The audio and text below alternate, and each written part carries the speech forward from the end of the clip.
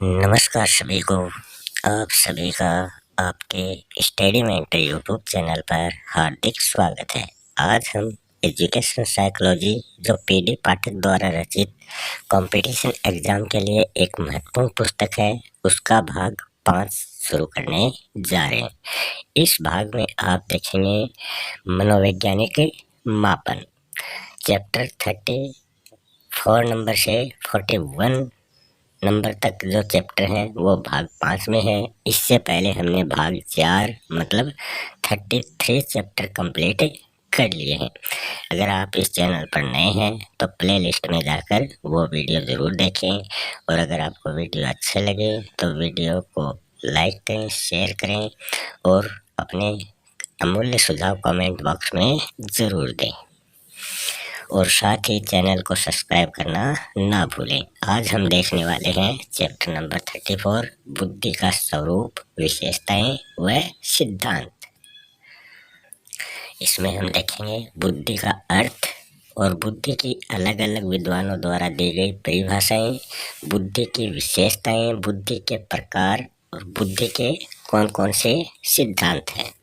सबसे पहले हम देखेंगे बुद्धि का स्वरूप, अर्थ व परिभाषा।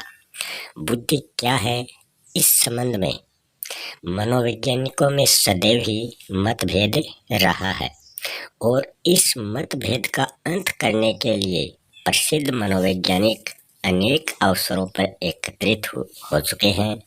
1910 ईस्वी में अंग्रेज मनोवैज्ञानिकों की सभा और 1921 में अमेरिकी मनोवैज्ञानिकों की सभा संपन्न हुई थी। 1923 ईस्वी में विश्व के मनोवैज्ञानिकों की एक अंतर्राष्ट्रीय परिषद हुई थी, पर जैसा कि रोस महोदय ने लिखा है कि वे यह निश्चित नहीं कर पाए थे कि बुद्धि में स्मृति या कल्पना या भाषा या फिर अवधान या फिर गामक योग्यता या फिर संवेदना शामिल है या फिर नहीं है। तो सभी में ये मतभेद है कि बुद्धि में ये सभी चीज़ें शामिल हैं या नहीं है। वस्तुतः अनेक मनोवैज्ञानिकों की बुद्धि के स्वरूप के संबंध में अपनी अपनी धारणाएं हुई है। इसमें सबसे पहले हम देखते हैं वुडवर्थ महोदय ने बुद्धि के संबंध में क्या कहा है। वुडवर्थ महोदय ने कहा कि बुद्धि जो है ये कार्य करने की एक विधि है। तो बुद्धि को कार्य की एक विधि बताया है वुडवर्थ ने, तो विधि के अनुसार इसको याद कर सकते हैं, वुड विधि। टर्मन महोदय ने बुद्धि के बारे में बताया है, बुद्धि जो है वो अमूर्त विचारों के बारे में सोचने की योग्यता है। तो अमूर्त टर्मन, तो यहाँ भी रह आ रहा है, यहाँ भी रह आ रहा है, इस हिसाब से हम इसको याद कर सकते हैं, अमूर्त टर्मन। फिर आगे हम देखें वुड्रो महोदय ने बुद्धि के संबंध में क्या कहा है कि बुद्धि जो है वो ज्ञान का अर्जन करने की क्षमता है। तो ज्ञान का अर्जन की अगर बात करें, एक ज्ञान को इकट्ठा करने की बात करें तो वो वुड्रो आ जाएगा। डियरबॉर्न ने क्या कहा है, डियरबॉर्न ने कहा है कि बुद्धि जो है ये सीखने या फिर अनुभव से लाभ उठाने की क्षमता है। तो लाभ उठाने के बारे में बात हुई हो तो वहाँ डियरबॉर्न आ जाएगा। हेनमान ने बुद्धि के संबंध में कहा कि बुद्धि में 2 तत्व होते हैं, एक तो ज्ञान की क्षमता होती है और निहित ज्ञान होता है। तो 2 तत्व मानने वाले हैं हेनमान। फिर है बीने महोदय ने बुद्धि के संबंध में कहा है कि बुद्धि जो है वो 4 शब्दों में निहित होती है। वो 4 शब्द हैं ज्ञान, आविष्कार, निर्देश और आलोचना। तो बीने का 4 के अनुसार याद रख लेना, बीने ने 4 शब्द बताए हैं। वो 4 कौन से हैं, ज्ञान, आविष्कार, निर्देश और आलोचना। थॉर्नडाइक महोदय ने बुद्धि के संबंध में क्या कहा कि सत्य या तथ्य के दृष्टिकोण से उत्तम प्रतिक्रियाओं की शक्ति ही बुद्धि है। तो सत्य या तथ्य के संबंध में बात करने वाले हैं थॉर्नडाइक महोदय। पीटनर महोदय ने बुद्धि के संबंध में कहा है कि जीवन की अपेक्षा करते नवीन परिस्थितियों से अपना सामंजस्य करने की व्यक्ति की योग्यता ही बुद्धि है। तो नवीन परिस्थितियों से सामंजस्य करना पीटनर ने कहा है। फिर है कॉल्विन। कॉल्विन ने क्या कहा है कि यदि व्यक्ति ने अपने वातावरण से सामंजस्य करना सीख लिया है या फिर सीख सकता है तो उसमें बुद्धि है। तो वातावरण से सामंजस्य स्थापित करना कॉल्विन ने बतलाया है। फिर रायबर्न महोदय ने बुद्धि के संबंध में क्या कहा है। इन्होंने कहा कि बुद्धि वो शक्ति है जो हमको समस्याओं का समाधान करने और अपने उद्देश्यों को प्राप्त करने की क्षमता देती है। तो समस्याओं का समाधान और उद्देश्यों की प्राप्ति के संबंध में बताने वाले हैं रायबर्न महोदय। फिर हम आगे बात करें बुद्धि से संबंधित उपयुक्त सभी उद्धरण महत्वपूर्ण हैं क्योंकि वे विभिन्न दृष्टिकोणों से बुद्धि के स्वरूप पर प्रकाश डालते हैं और उसकी किसी न किसी रूप में वो व्याख्या करते हैं। इनके अतिरिक्त बुद्धि के संबंध में और भी अनेक अन्य लेखकों की परिभाषाएं या उद्धृति की जा सकती हैं।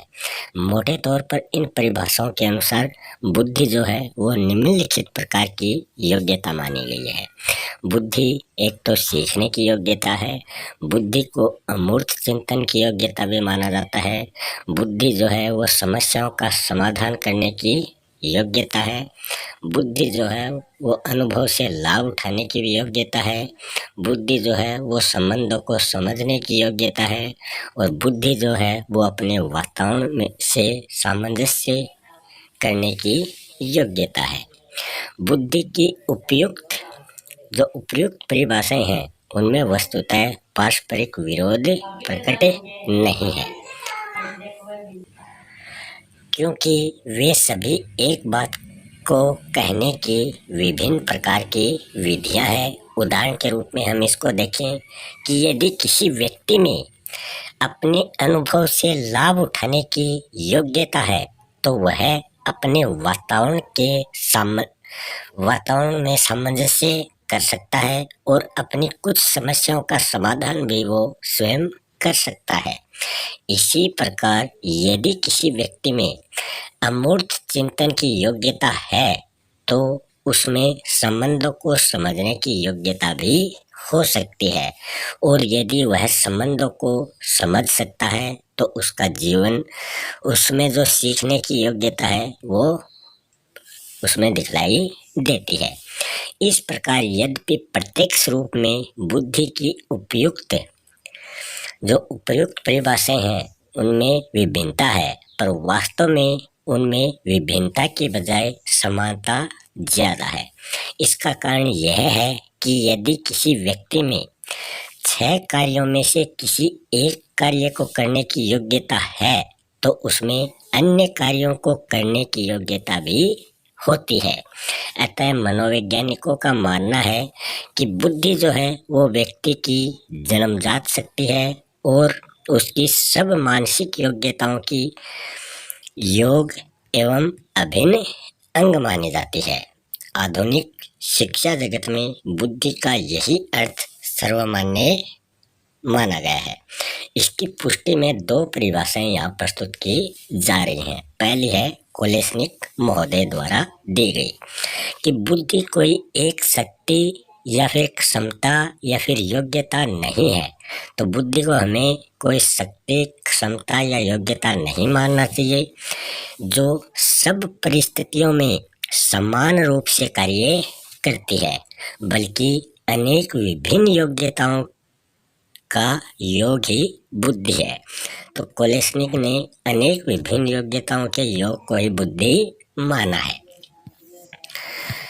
अगली जो परिभाषा है वो है रेक्स वन नाइट महोदय की।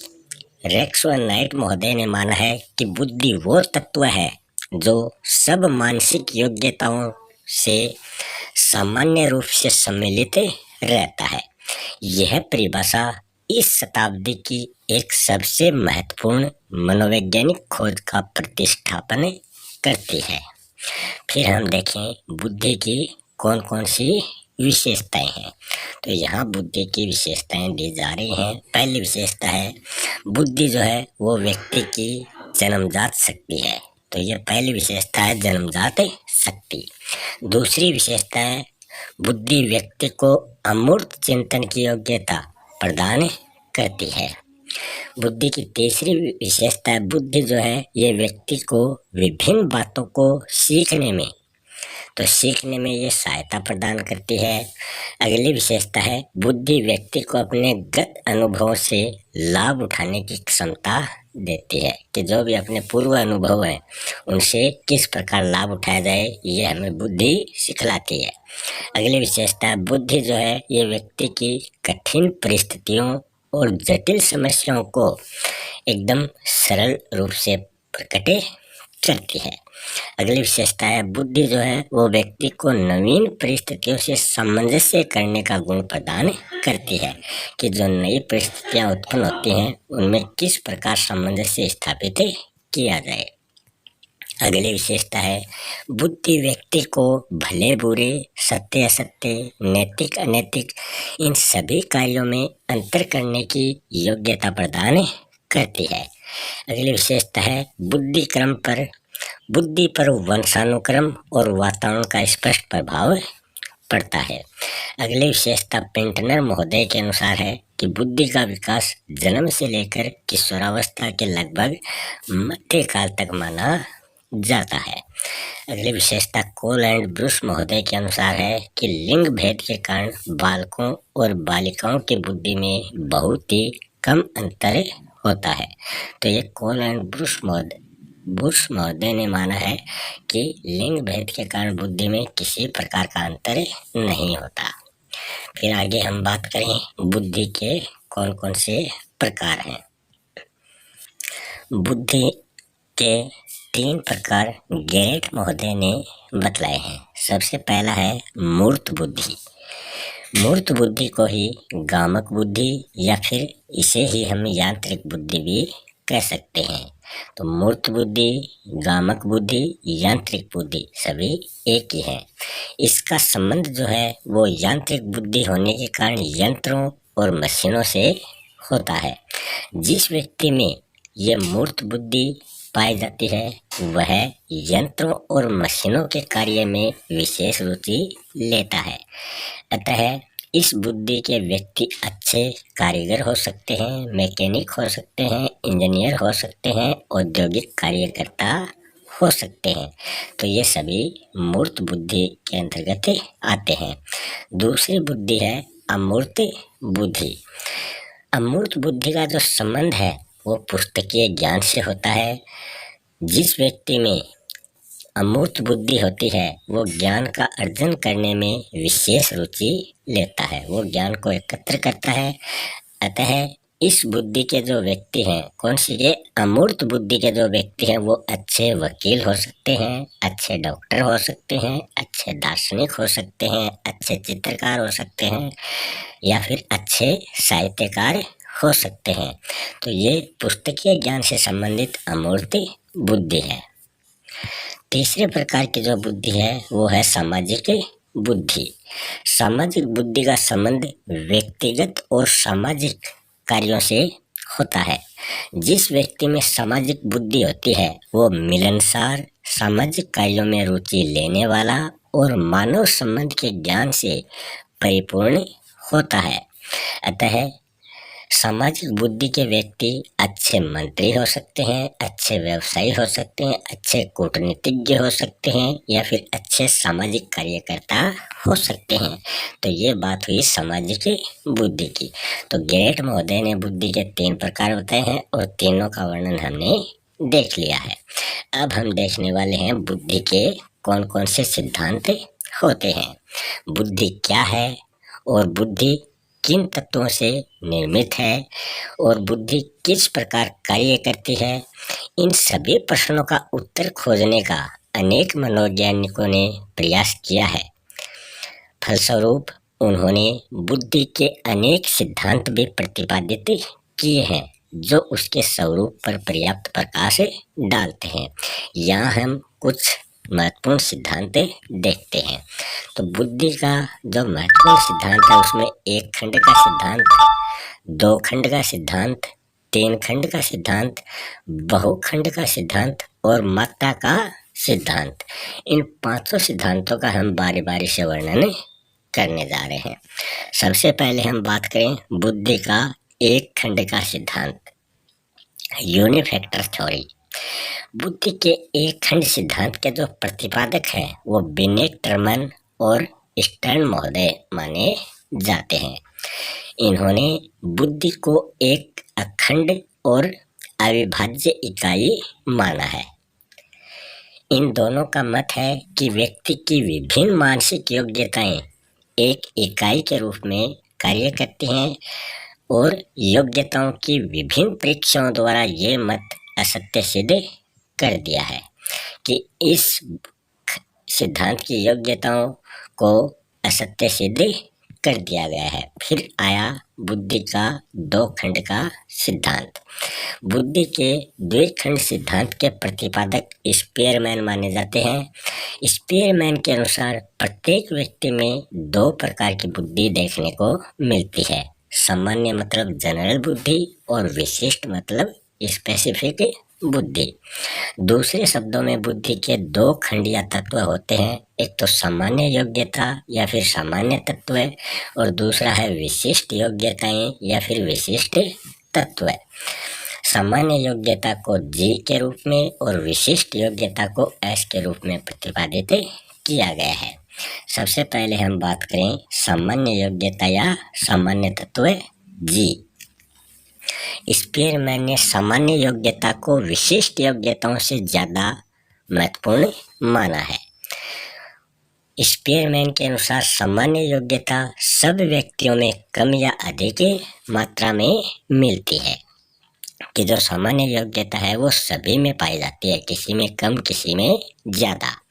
इस सामान्य योग्यता की कुछ विशेषताएं इन्होंने बतलाई हैं। पहली है यह योग्यता व्यक्ति में जन्मजात होती है, कि जन्म से ही पाई जाती है और यह योग्यता उसमें सदैव एक सी रहती है, कि ये घटती बढ़ती नहीं है, लगभग सदैव एक सी रहती है और यह योग्यता उसके सब मानसिक कार्यों में प्रयोग की जाती है, कि जितने भी वो मानसिक कार्य करता है सामान्य योग्यता काम में आती है। ये योग्यता जो है ये प्रत्येक व्यक्ति में भिन्न भिन्न होती है, कि सभी व्यक्तियों में सामान्य योग्यता एक समान नहीं होती। यह योग्यता जिस व्यक्ति में जितनी अधिक होती है उतना ही अधिक वो व्यक्ति सफल होता है। कौन सी? सामान्य योग्यता। फिर यह योग्यता भाषा, विज्ञान, दर्शन आदि में सामान्य सफलता प्रदान करती है, तो यह भी सामान्य योग्यता होती है। फिर बात करें हम विशिष्ट योग्यताएं या विशिष्ट तत्व, जिसको हम एस के रूप में देखते हैं। इन योग्यताओं का संबंध व्यक्ति के विशिष्ट कार्यों मतलब जो विशेष प्रकार के वो कार्य करता है उनसे ये संबंधित है और इसकी भी कुछ विशेषताएं हैं। विशिष्ट योग्यताएं जो हैं वो जन्मजात ना होकर अर्जित होती हैं। विशिष्ट योग्यताएं अनेक और एक दूसरे से स्वतंत्र होती हैं। विशिष्ट योग्यताएं जो हैं वो विभिन्न योग्यताओं का संबंध विभिन्न कुशल कार्यों से होता है और ये जो योग्यताएं हैं ये विभिन्न व्यक्तियों में विभिन्न और अलग अलग मात्रा में पाई जाती हैं और जिस व्यक्ति में विशिष्ट योग्यता अधिक होती है उसी से संबंधित कुशलता में वह विशेष सफलता प्राप्त करता है। किसी में पढ़ने की योग्यता अधिक है तो वो पढ़ने में सफलता प्राप्त करेगा, किसी की खेल में रुचि है तो वो खेल में सफलता प्राप्त करेगा। विशिष्ट योग्यताएं जो हैं ये भाषा, विज्ञान, दर्शन आदि में विशेष सफलता प्रदान करती हैं। तो ये तो बात हुई सामान्य और विशिष्ट योग्यता की। स्पीयरमैन के इस सिद्धांत को आधुनिक मनोवैज्ञानिक स्वीकार नहीं करते हैं। इसका कारण बताते हुए मन महोदय ने लिखा है कि मनोवैज्ञानिकों का कहना है कि स्पीयरमैन जिसे सामान्य योग्यता बतलाते हैं उसे अनेक योग्यताओं में विभाजित किया जा सकता है, इसलिए इस सिद्धांत को भी अमान्य सिद्ध कर दिया गया। फिर बुद्धि का आया तीन खंड का सिद्धांत। एक खंड का सिद्धांत और दो तत्व या दो खंड का सिद्धांत दोनों असफल सिद्ध हुए, तब आया तीन खंड का सिद्धांत। तीन खंड का जो सिद्धांत है, इस सिद्धांत के प्रतिपादक भी स्पीयरमैन ही माने जाते हैं। दो खंड का सिद्धांत प्रतिपादित करने के बाद स्पीयरमैन ने बुद्धि में एक खंड और बताया और उसने उस खंड का नाम दिया सामूहिक खंड या सामूहिक तत्व, जिसको हम ग्रुप फैक्टर के नाम से जानते हैं।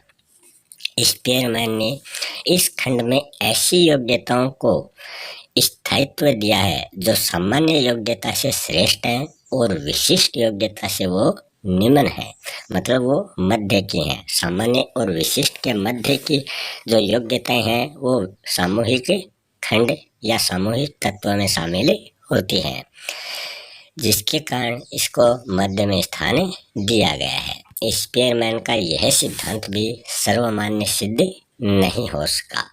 इसका भी प्रमुख कारण बताते हुए क्रो एंड क्रो महोदय ने लिखा है कि इसमें क्या कमी रह गई कि यह जो सिद्धांत है ये व्यक्ति की योग्यताओं पर पर्यावरण के प्रभाव को स्वीकार न करके बुद्धि को वंशानुक्रम से प्राप्त किए जाने पर ही ये बल देता है। तो बुद्धि का जो तीन खंड का सिद्धांत है उसको भी अमान्य सिद्ध कर दिया गया। फिर अगला आता है बहुखंड का सिद्धांत। बुद्धि का जो बहुखंड का सिद्धांत है, स्पीयरमैन के बुद्धि के सिद्धांत पर आगे कार्य करके मनोवैज्ञानिकों ने बहुखंड सिद्धांत प्रतिपादित किया और इन मनोवैज्ञानिकों में केली और थर्स्टन का नाम उल्लेखनीय आता है। केली के अनुसार बुद्धि के जो खंड हैं वो बहुखंड कौन कौन से हैं, तो केली ने अपनी पुस्तक crossroads in the mind of man में बुद्धि को 9 खंडों या 9 तत्वों या फिर 9 योग्यताओं में बांटा है। पहला है रुचि, दूसरा है गामक योग्यता, फिर सामाजिक योग्यता, सांख्यिक योग्यता, शाब्दिक योग्यता, शारीरिक योग्यता। 6 योग्यता तो ये हो गई और 3 योग्यताएं हैं संगीतात्मक योग्यता, यांत्रिक योग्यता, स्थान संबंधी विचार की योग्यता। तो ये 9 खंड इनके हो गए। फिर थर्स्टन महोदय ने बुद्धि के जो खंड बताए हैं वो 13 खंड या 13 तत्व बताए हैं और इनकी पुस्तक का नाम है प्राइमरी मेंटल एबिलिटीज। दूसरे शब्दों में थर्स्टन महोदय ने बुद्धि को 13 मानसिक योग्यताओं का समूह बताया है, जिनमें से निम्नलिखित 9 को उन्होंने अधिक महत्वपूर्ण माना है। वो 9 कौन कौन से हैं? स्मृति, प्रत्यक्षीकरण की योग्यता, सांख्यिक योग्यता, शाब्दिक योग्यता, तार्किक योग्यता, निगमनात्मक योग्यता, आगमनात्मक योग्यता, स्थान संबंधी योग्यता, समस्या समाधान की योग्यता। तो इन 13 में से इन 9 को प्रमुख माना है। बुद्धि के बहुखंड सिद्धांत का समर्थन भी असत्य सिद्ध कर दिया गया। मनोवैज्ञानिकों का तर्क है कि बुद्धि का विभिन्न प्रकार की योग्यताओं में विभाजन सर्वथा अनुचित है। इसके संबंध में क्रो एंड क्रो महोदय ने लिखा है कि इन तत्वों या योग्यताओं को जटिल मानसिक प्रक्रिया की पृथक इकाइयां नहीं समझा जाना चाहिए। फिर अगला जो सिद्धांत है वो है मात्रा का सिद्धांत। मात्रा का सिद्धांत का प्रतिपादक जो है वो थोर्नडाइक महोदय हैं और वह सामान्य मानसिक योग्यता के समान किसी तत्व को स्वीकार नहीं करता है। कौन? थोर्नडाइक। थोर्नडाइक का मानना है कि मस्तिष्क का गुण स्नायु तंतुओं की मात्रा पर ही निर्भर रहता है। इसका अभिप्राय यह है कि बुद्धि उतनी ही अधिक अच्छी होती है जितने अधिक मस्तिष्क और स्नायु मंडल के संबंध होते हैं, क्योंकि व्यक्ति की मानसिक क्रियाओं के आधार यही संबंध होता है। थोर्नडाइक महोदय ने अपने सिद्धांत को उद्दीपक प्रतिक्रिया के आधार पर सिद्ध किया है। थोर्नडाइक महोदय का मानना है कि जिन अनुभवों का उद्दीपन प्रतिक्रियाओं से संबंध स्थापित हो जाता है वे भविष्य में उसी प्रकार की समस्याओं का समाधान अधिक सरल बना देते हैं। थॉर्नडाइक महोदय के सिद्धांत की 2 कारणों से कटु आलोचना भी की गई है। उनमें पहला कारण है कि यह सिद्धांत जो है वो मस्तिष्क और स्नायु मंडल के संबंध पर अधिक बल देता है।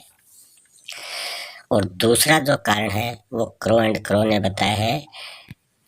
इन्होंने बताया है कि यह सिद्धांत मस्तिष्क की संपूर्ण रचना के लचीलेपन को कोई भी स्थान नहीं देता है।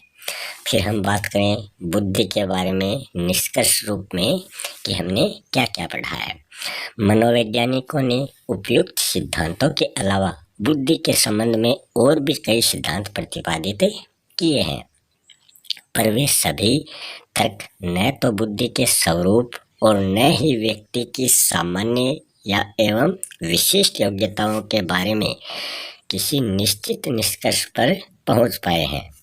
बुद्धि के संबंध में आधुनिक विचारधारा को व्यक्त करते हुए विटमर ने लिखा है कि इस बात में बहुत संदेह है कि बुद्धि के समान कोई भी स्वतंत्र इकाई है। अतः यह कहने के बजाय कि व्यक्ति में बुद्धि है, यह कहना अधिक उपयुक्त है कि वह अधिक बुद्धिमत्तापूर्ण व्यवहार करता है। फिर इस चैप्टर से संबंधित नीचे कुछ इम्पोर्टेंट क्वेश्चन हैं, आप उन क्वेश्चनों को सॉल्व करने का प्रयास करें। अगर आपको वीडियो अच्छा लगे तो इस चैनल को सब्सक्राइब करना ना भूलें। मिलते हैं नेक्स्ट वीडियो में एक नए टॉपिक के साथ, तब तक के लिए धन्यवाद।